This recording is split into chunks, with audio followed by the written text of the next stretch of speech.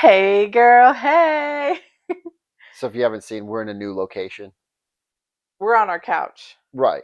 at night Yep. at 11:06 p.m. Because that's important.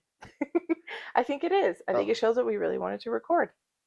And because we're on our couch is because it's been very difficult now that we have a baby to have all the stars align, to have our toddler go down for quiet time now that we've rebranded it from nap time. And because she doesn't sleep, and then the baby, if Jones is sleeping or if he's just chilling, and then he's loud and then he needs me or Chris or I well. cry really loud too. If I need her, is what she was going to say. So we thought this is a good choice, Yeah. and we've been trying to record for the past few weeks.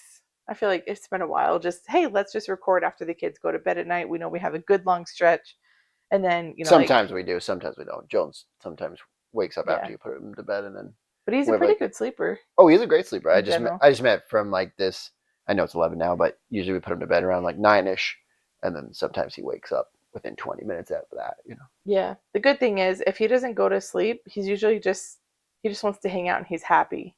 I'll put him in That is bed, true. I'll wrap him all up, and I'll kind of hold the pacifier in his mouth, and he just looks at me and goes, ah, ah. Makes Like, those cute little baby sounds. stop looking at me and being cute. Go to sleep. I Do you think he thinks the same thing? think he Stop thinks. looking at me and being cute. Leave me alone. I'm trying to go to sleep. Well, I creep above the little wall of his bed, and Oh, so he just sees my face smiling. so he just thinks you're a creeper? So he probably's like, the giant is back again. Yeah, sure. Will she leave? But I try Or to will she connect hunt eyes. me? I try to connect eyes with him and do that whole like, oh, my eyes are heavy and tired, so he Yeah, kind of mirrors it. But sometimes he just looks at me and goes, ha, ha. it's awesome. Freaking love having a baby with You you. do. Yeah, we have good ones. Yeah, wonderful ones. You're good at it. All babies are good, by the way. Just want to put that out there. There's more challenging ones than others, but they're all good. But I know mine the best, and I really love them. You do. You're a wonderful mother with them, for sure. Thanks. Yeah. I think you're a wonderful dad with them. I think it's really sweet to hear you play with Harper and make her laugh. Like tonight, I was feeding Jones in the bed and trying to put him to sleep, and you guys are going, "Roar!" Ah! Constantly. She was loving it. What were you doing? That was it. That's what we were doing. All right. I don't even remember what she said, but she said something like, "Let's do something," and then she went "rars," and then I started going like "ah," and then she started giggling every time I did it. So we just did it back and forth and laughed. She's so funny. That's our kids. Um, I wanted to ask you something. What's maybe a highlight from the day or the past few days or week that you might want to share? Big or small? I mean, first of all, I think this week has been incredible with running. I mean, and not just this week. Since He fell. my friend, oh, I did fall. That is true. Good point. That wasn't necessarily a highlight, but I can. But my friend challenged me and was like, "Hey, let's go run a 5K." And I haven't run really any races since starting training.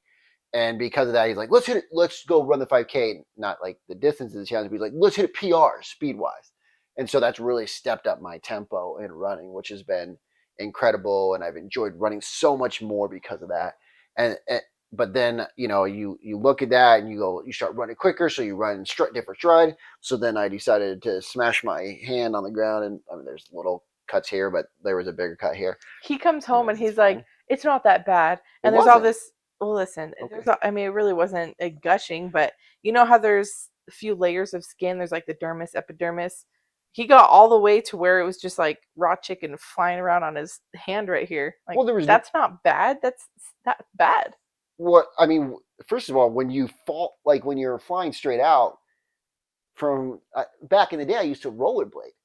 And then but then like when you rollerblade, you get really concerned about landing on your hands because like your bone can go through. So when I hit the ground, I'm just glad no bones are broken through and nothing's Yeah, like no blood's like dripping down my arm or anything. So I'm good. yeah, because you It were dried far up. out when that happened. Yeah, it was like 4 miles or 5 miles out. Anyways, so I got back up and finished. But so the running's been really incredible, like just tempo wise. Um, we just been sending so many emails and reaching out to so many Yeah, different sponsors, and we have a couple of sponsors that we're communicating with. We have a couple of sponsors that look like they're going to come on board, which is exciting. Man, I'm trying to think of some of the other ones, but those are a few of it. Today I thought we just had a great, like we ran a great group. It was exciting and just it flowed really well. And there's always those better groups than others. Incredible. But it's fun to give people an impact and to have them collaborate with each other and learn and grow from each other. And I mean, like the guys groups are they're just fun. I mean, they really are. They're fun to like help people focus on their wins. They're fun to help educate. They're fun to like help people transform. They're fun to reach out to them later in the week after they have the meeting and they are like, "Oh man, I'm doing this or I'm doing that." It's magic. That's what you want. That's what we're here for. I'm not yawning because I'm bored by your answer. I'm yawning because it's 11. She's married, you know what I'm saying? 10. So she's bored. She's heard this already. I still think it's great. Those are good highlights. Thanks. I had another one, but then You forgot? yeah. You sure? Mm-hmm. Okay. You're giving me the glossy eye look. Like I remember, but I don't want to say it. No, I don't remember. Good. Well, let's jump into it. I want to, most people want to change behaviors, and I want to look at identity versus behavior and which one is the most important to look at and how to adjust our life and how it has worked for us in relationships, how it's worked for us in business. And like, but when you start to look at it, you start to see like which one's more important and how they really coexist with each other. So really what we hope to get by the end of this with you guys is an understanding on how to take a few key aspects of your life and transform them easily with less friction and less worry and less focus on just, oh man, I'm not doing it. Let me focus on how I'm not doing it, but I really got to do it because that's the conversation most of us have when we're looking for changes in our life. And I want to use a story of, and we've all seen the movie, so Batman, right? The Christopher Nolan ones. I want you guys to think The about, better ones, in my opinion. yeah, well, that There's depends. classics, That but depends then on your generation. hold on. Anyways, There's classics, but then there's Christopher Nolan and his oh, soundtracks, and, like absolutely. the scores. Ooh. Okay, he didn't write the scores. I know, but he works with the people who did. So does that. Danny Elfman did the first Batmans. You're gonna diss Danny Elfman? And it sucks. Hold on. What? Just kidding. Danny Elfman is the man. Is that the one with Penguin, or is that the second one? Well, that's the second one.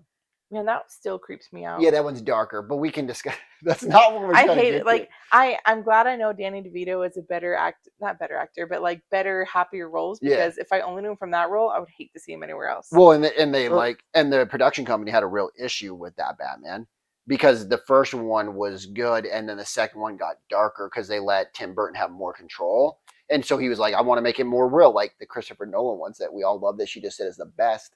And now she's dissing the second one. Anyways, so with that being said, though, that's the reason he didn't come on for the third one. So he was going to Tim Burton was going to come on for the third one. And then they were going to bring back Michael Keaton for the third one. But because Tim Burton didn't come back, then Michael Keaton didn't want to do it. It all fell apart. And it was Val Kilmer at that point? I don't know. Sure. It was, what the heck is his name? I almost cursed. But George Clooney was curse all the time. On this?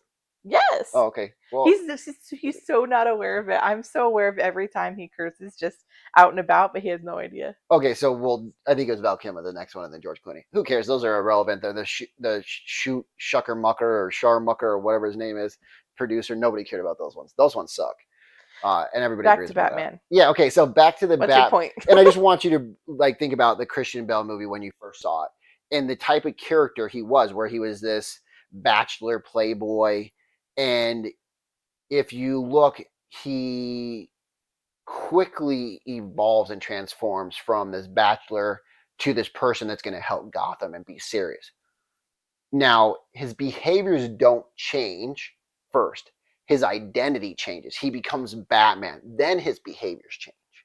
And that's the profound part, because if you look at it, most people will go, I want to change my behaviors, but then they run into the issue of, man, this is really hard. It's really hard to change the things that I do on a daily basis because it doesn't align with their behavior. But then if you look at it and you go like, all right, okay, so identity is the thing that in a sense shapes our behavior. So then the leading indicator of change inside of us is actually our change of our view of our identity. Then the behavior is always the lagging indicator, always following the identity. So if you're looking for massive change in your life, change your identity.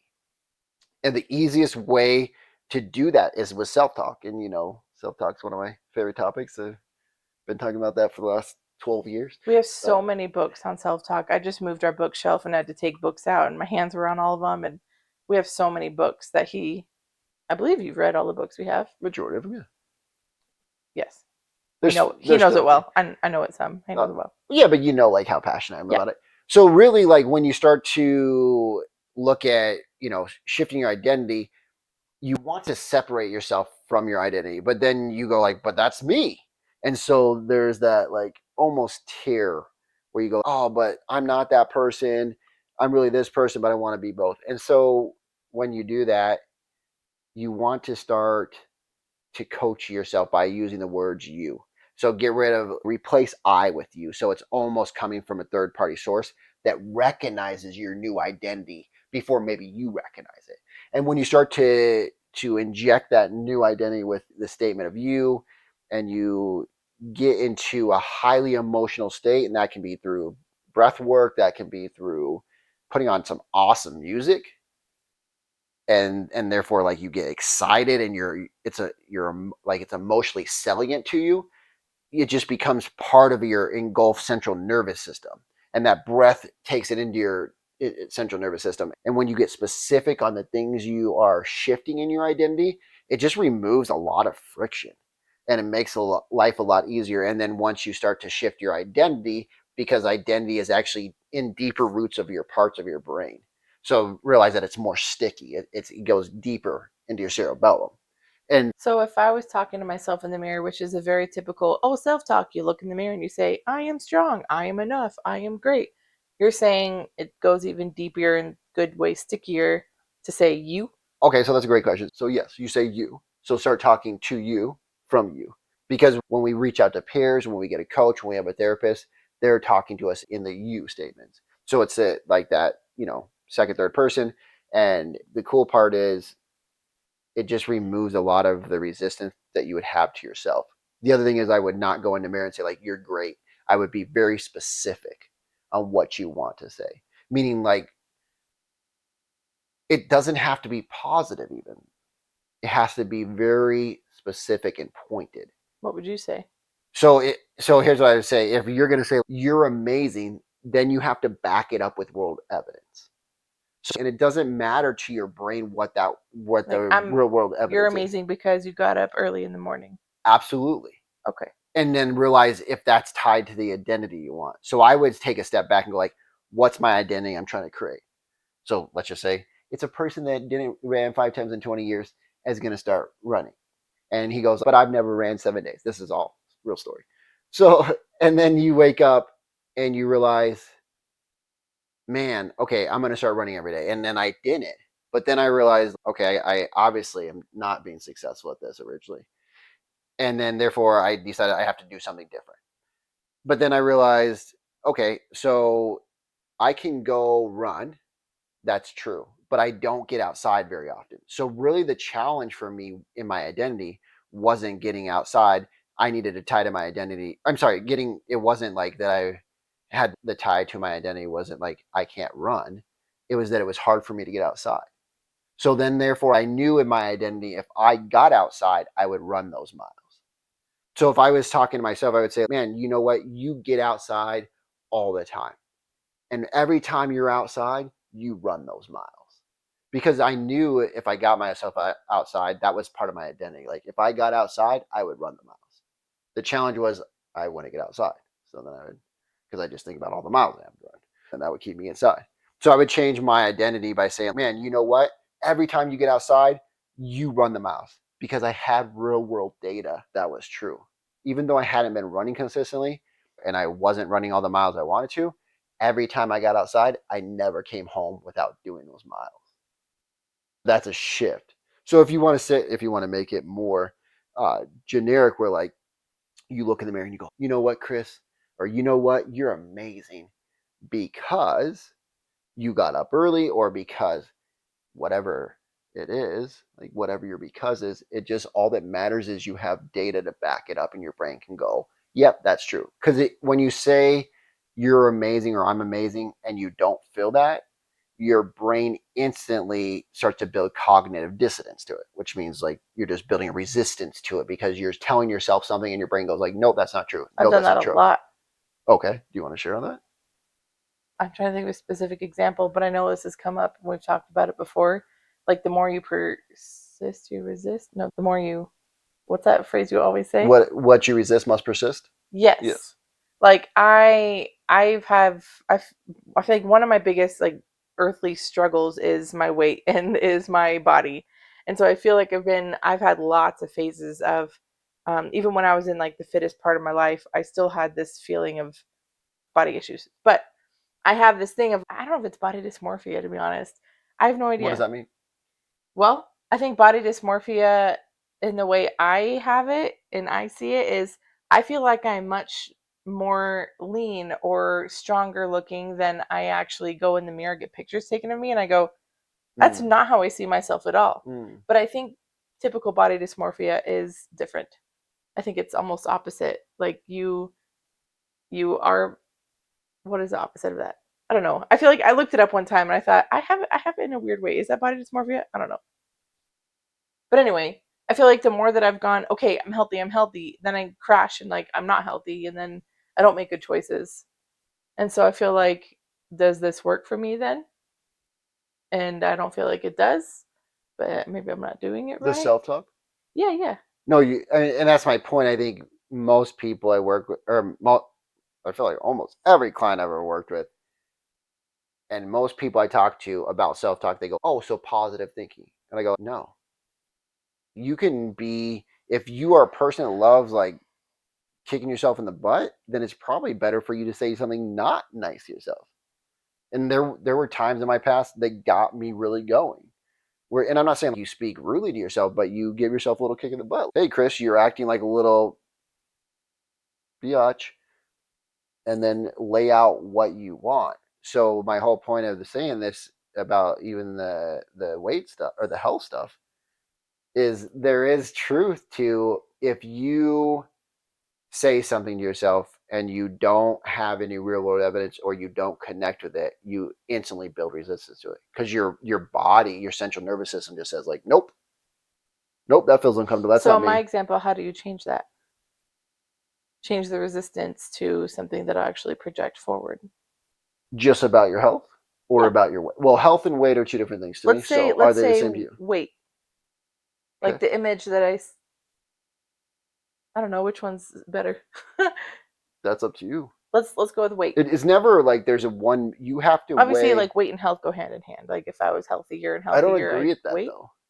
Okay, because all right, well that's another thing. Because there's a lot of times that I feel like I'm making all the good choices. I'm doing the good diets. I'm staying away from these things, and like it's not doing anything.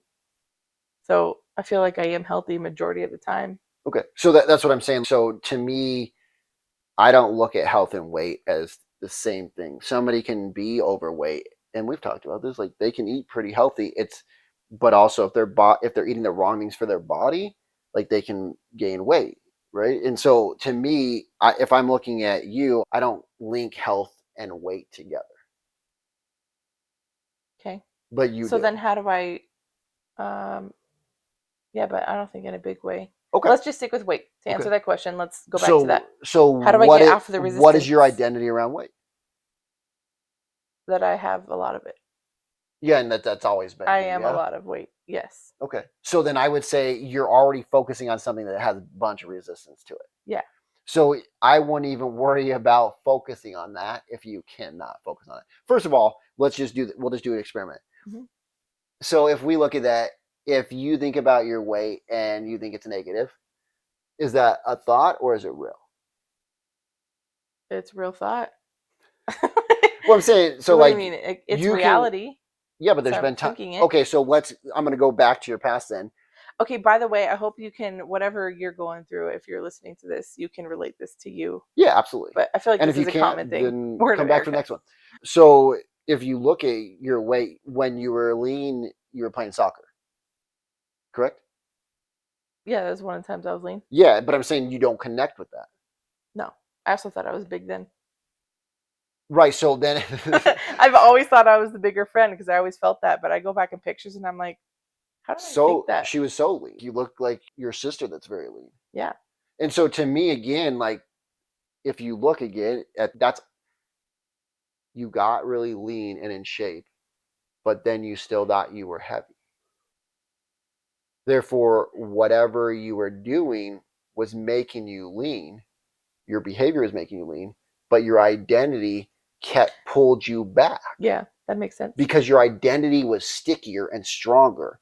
And your identity is tied to your hippocampus, your amygdala has a lot of, it's into your anterior mid-cingulate cortex.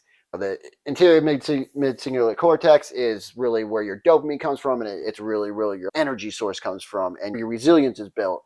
And then the hippocampus and the amygdala is where you have emotion. And so a lot of that's tied into the identity. And yet most people are trying to say a logical statement of like, yeah, I'm healthy because, and there's no emotional saliency to it. I don't know what that word means. Just emotional impact, peak emotional experience, right? There's no, oh yeah, I feel connected to that. Mm-hmm. No like excitement. And what most people do is they achieve something and then they go like, oh cool, that was no big deal. Yet they should just pump it up. They should get jacked about it. And when we are struggling or like we have that fear come up, that emotion feels so real to our central nervous system that you start to go, oh my goodness, like, and you peak the emotion up.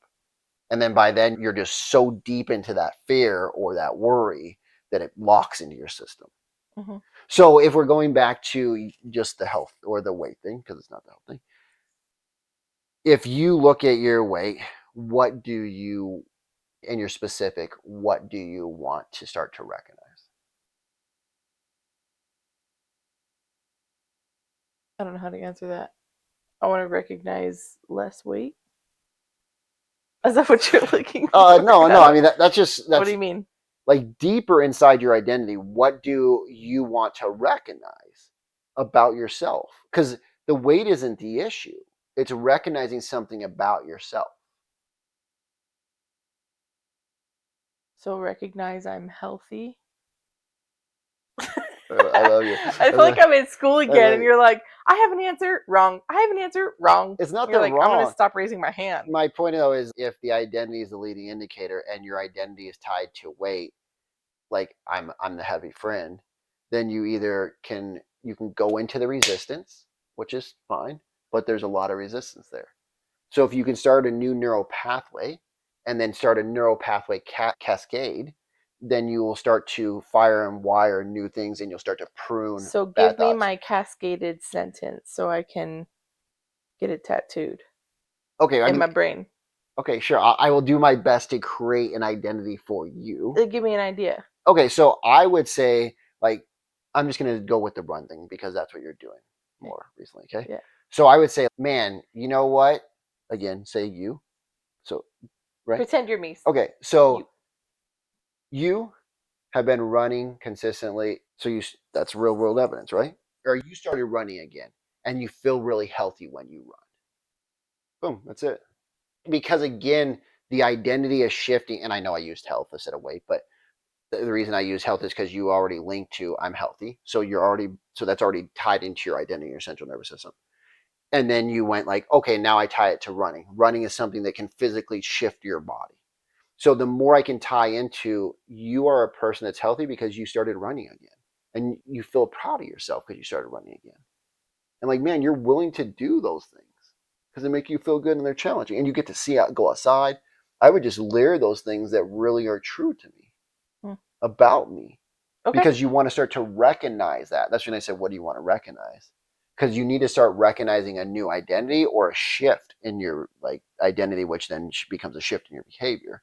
But once you can do, like again, my identity was I don't run consistently, but I knew if I got outside like I knew I could get outside consistently, go outside every day.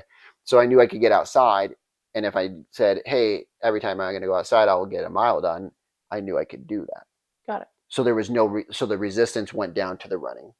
The ability and the belief in myself went up because I knew if I got outside, which I love getting outside, and now I pump it like, man, I get to go outside, I get to be part, you know, smell the, I get hear to the run by birds, see the water. beauty. Yeah, run by the water, right? Like all that stuff. And that is all stuff that's real world evidence and makes it seem more, again, emotionally salient and beautiful.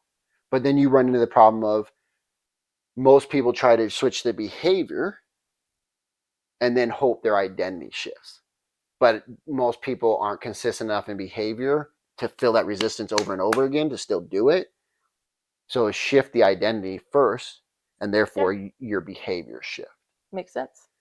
So, and then let's see what.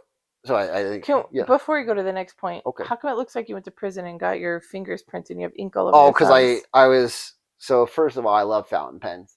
This isn't fountain Oh. penning, but I was filling up a fountain pen earlier today, and it got all over my hands. So then this one, I was pulling a pen apart, and the ink came out on my hand. Do you ever change out the inks in your fountain pens and it doesn't get on your hands? No, I don't think I've ever. If you know how to do that, I always feel like Are there I need to certain hire. gloves? There are gloves. People do wear gloves, but I was like, You should wear I need to gloves. hire somebody to do that. Okay, and then the next thing is just as part of the real world evidence, and I've told so many people this. I will tell you a story about a client that I had, and we were just talking, and I had about 1,100 days running at this point in a row, and he said, like, man, do you like ever even worry about running more? Do you just get it done? And I said, the way I look at it, man, is this. I like to look at it as like we have a bank account and you have deposits and withdrawals that you put in. And this can be for relationships, this can be for business. I'm going to speak on running. But then, like, so when you look at that, I start to deposit stuff in my bank account, run after run. And therefore, because I do that, You mean the deposit is I complete a run? yeah, like I get out, I said I was going to run today and I get out and run. So that's a deposit every time. So I had 1,100 deposits. And he's like, okay, so is it just like running so easy for you? And I said, even on the toughest days, it's still easier for me to go run than it is for me not to run. I have so deposited so many into my bank account, into my new identity, that if I skipped today and I went to bed tonight and woke up tomorrow, I would feel such a different way. I would feel that tearing of the identity because if you look at it, I've had so many deposits. So when I said to you, like, start to look for new deposits, because the truth of the matter is, if go, Oh, that just, I know we mentioned this before on another episode, but that just makes me think the only time I've seen you, I guess it's happened a few times, but when it was very real was the day that we had Jones mm-hmm. and we were in the Oh, hospital and you great, walked across the room to switch seats to be closer to me and you were crying. You're like, I'm sorry. I know it's not about me. I just know today will be the day that I lose my streak. Like it brought you to tears and it brought me to tears thinking like, no, we can't do that. We'll have a baby. No problem. Like go run. But I remember that was, I could see how much that just, it hurt me. It hurt my insides. And I knew you were just torn about that. And it's obviously there's a lot going on and baby comes first. So yeah, like absolutely, baby and me. absolutely. Luckily we didn't have to come back. I thought for sure I was going to come back that next day and say like I failed and we had to get back up and get going again. Like that's Yeah, all there would have been to it. But you did it. and I mean, like, again, nobody would have cared. I really don't think at the end of it. First of all, not that many people would have paid attention, but not that many people would have cared that I missed one day out of 3+ years. But my identity cared. Hmm. That was deep seated in my mind of that's who I am. That's what I committed to. That's what I told people I was going to do. And I sure as hell, besides I told people death or some reason that I cannot physically move, I'm going to figure out a way to get it done. And I remember even walking with Ivy through the hall, coming into the room, and I'm like, I'm sorry. I know this isn't like a big deal at all out of all these things that are going on, but I just feel like sad that this is going to be the day I miss my run. She's like, well, we won't. We'll make sure you don't miss your run, and so does Ryan, right? Like they all were like, oh, we'll help you, and the identity I have, like, no, I don't need you guys to help me. You go do your thing, and we'll figure it out. So frustrating. But then we did figure it out. Like Yeah. 11:59, I hit the You street. you went and got me ice cream, brought it back to the hospital, and got on your run just in time. Was that what it was? Yeah, it was that Crazy. night. I didn't You're like, remember "Do you that. want anything?" And I was like, yeah, give me a shake. And you're like, okay, it closes soon. I'll go. Yeah. And then he came back, did whatever. Maybe you saw Came him in the back. NICU and Yeah, then yeah, that's what I left. did. I went up to the. That's what I did. I came up, gave you the ice cream, went up and or changed, and went up to the NICU and got out. Called my brother actually, just to discuss and have a conversation. And Still got it it done. was a long, long night. But Identity crisis avoided. yeah, but that when you guys have so much emotion build up and so much evidence, and I'm not saying you had to wait 1,200 days. You have to start to look for the real world evidence. We all have it. There's all been a time where we felt good about our body. There's all been a time where we've had those wins in business, but then we don't bring in the emotion and we let those sail off into the wind. And then we come back one day and we're like, I want that new me. And we forget about those memories.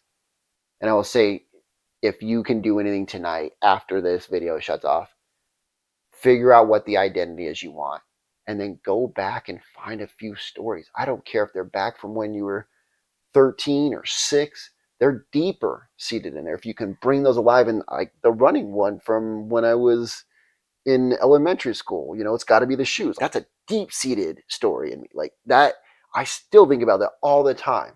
Do you And really? yeah, and again, like Michael helped me recultivate that because that was a dying memory. But now that's so cultivated, I feel like I will never forget that. And that's a solid part of my memory and who I believe I am and my identity. And so it's just so important to, Can you again, share that story? I don't know if we've oh actually sure, shared yeah. that. So in 6th grade, we did relay races. It was like track and field day. I don't know. Maybe they do that anymore. I don't know if they do. But, oh, it's track and field day. And you're building up to this for like a month. And everybody knows it's coming. And like, oh, you're doing this thing. We're doing this run thing. We're doing this other track and Was field this thing. back in the day We're when you doing like like long jumps. ruled the school, as you say? Oh, no, that was 7th and 8th grade. But I Oh. mean, I'm sure this helped. So, we're split into 4 different 6th grade classes. And so those were the people that you were going to run with. And me and Donovan Cameron were. Donovan, big shout out if you ever watch this. Donovan was super fast and I was pretty fast. And then there was this kid named David, and he was in this other class. And every class, like besides ours, was supposed to be faster. And so David was just really talking trash to us for several weeks. And I remember I had these shoes, and they were Sean Kemp's. He was a basketball player back in the day. And so, I got those new shoes and I was loving it. And we were training on how to do a relay race because we were young. And so the day comes though. And me and David were the last leg of the race because, we were the fastest of our teams. And I remember Donovan takes off and, he's got a good pace. And I think I think we're pretty much tied for first on that first handoff. But then the second guy comes and then the third guy comes and we fall behind. And I just remember seeing people come down the straightaway towards me and we're in third place out of 4 classes. But then I get the baton hand to me. And I remember seeing like one person, and they weren't very far from me, but David was about halfway around that circle. And I see him and I just remember taking off. And it wasn't even like I was running. It was like I was floating on clouds. Like it was like if you saw somebody in a movie and the ground was there, but like you almost could see the wind kicking up the dust, but I wasn't touching the ground. And I just remember passing him. And I had this friend Terry Neighbors, and he was in the inside of the circle. And I was as I was passing David, he goes, "It's got to be the shoes. It's got to be the shoes. It's got to be the shoes." And for the rest of the year, he would come up to me and goes, "It's got to be the shoes, Chris." And I just remember just going like we were coming around to the finish line and I'm right behind David and I just remember smoking past him. And so that's the memory. And it still gives me goosebumps. And I was telling some other friends a story earlier and it just gave me goosebumps. And that's when you're hitting something inside, is when you get those goosebumps when you go like, that connects with the core of who I am. But that's the story of it's got to be the shoes. Good old Donovan. Thank you. But yeah, I mean, to recap, identity will always lead behavior. So focus on shifting your identity. Speak to yourself in the you as you. look for specific things you can hit, and then look for the real world evidence to deposit into your bank account.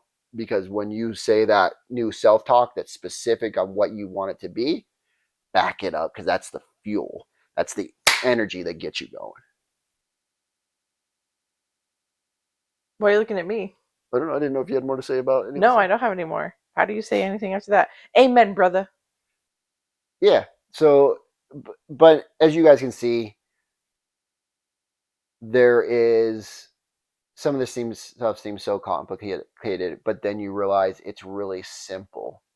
It's just starting to take action, because it's not about perfection. It's that 1% better. And if you take the 1% and you go like, what's in the identity I already have or I want to tie to?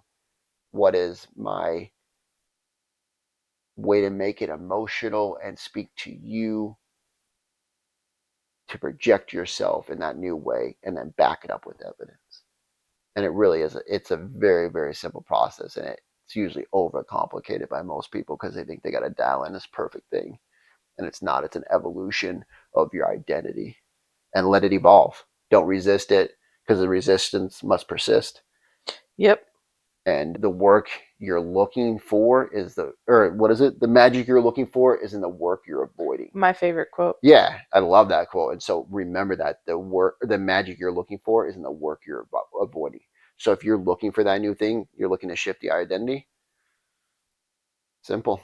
You, specific self-talk, rolled evidence. 3 things. But then you realize it was always that simple. You could always do it. It is that simple. And it always It's not was. that simple as a lie, because it is that simple. Are you trying to do the belief for this quote? Yeah. So I was thinking, I read when I was running earlier today, I said that to myself. Yeah. What's the biggest lie you were ever told? It's not that simple. Why not? No, that's the biggest lie I was ever told. It's not that simple. So what's the truth? That if you go out and you do the thing that they tell you can't, and you do it over and over again, that it's done. And it always was that simple. I love that. It's one of my favorite quotes. Getting goosebumps. It's one We of my should watch favorite Bleed quotes. for this. We'll stay up all night. Just look up that quote, guys. Just go look up that quote on YouTube, and you'll see the Bleed for This little end of the movie. But it really is like they kept telling him he couldn't do it, and he just knew if he kept doing it, he couldn't be stopped. Mm-hmm. And that was the biggest lie, is that you can't do it. So don't be the person that lies to themselves and tells yourself you can't do it, because you can. Well, there's nothing more to say other than amen. We love you. Get ready for a new identity. I am. Let's go. Bye-bye. Let's go get it. Watch Bleed for This. Yeah, watch Bleed for This for sure. Okay. Bye-bye.